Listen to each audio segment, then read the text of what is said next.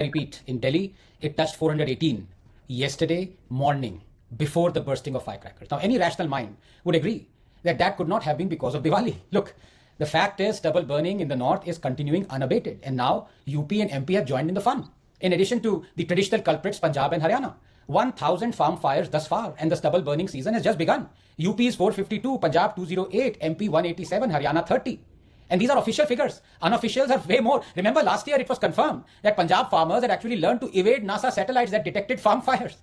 The only way stubble burning will be banned if we call it Parali Dahan, a sacred Hindu festival mentioned in the Atharva Ved celebrating Lord Vishnu burning down demon king Paralisura to rescue enslaved Maruts and storming King Rudra. Only then will it be banned. Nothing phases these politicians, not even the Supreme Court. Remember in 2020, Supreme Court ordered, and I quote, "Stop stubble burning immediately, or your entire administration and police will be held culpable even if one instance of stubble burning occurs in future," unquote. And what happened the very next day?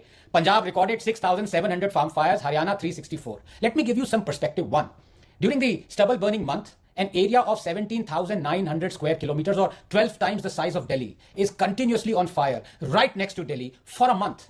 35 million tons of stubble is burned. Some say it's 25 to 30, but 35 million tons. Two, we are outraging only because Delhi is affected. 98 million tons of stubble is burnt every year all over India, all year round. UP 22%, Punjab 21%, Haryana 9%, AP 5%, West Bengal 5%. 3, burning 98 million tons of stubble releases 149 million tons of carbon dioxide. That is 55% of the CO2 emissions that comes from all Indian transport combined.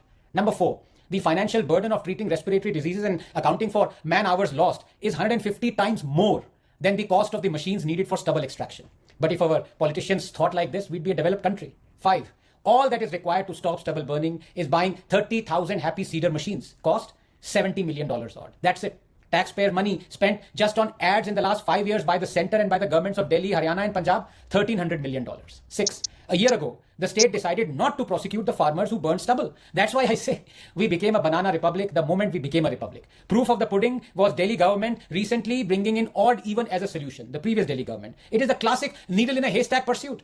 Car pollution, the needle, is a minuscule contributor to the overall pollution PM 2.5 levels of Delhi. An extensive IIT Kanpur study on pollution that was accepted by DPCC and actually formed the basis of GRAP, as well as the latest DSS data, says vehicles contribute just 20% to Delhi pollution, and of them cars half that. Which means the odd even scheme was giving 95% of the causative agents of Delhi pollution untouched, even if it managed to reduce the 10% car pollution figure to 5.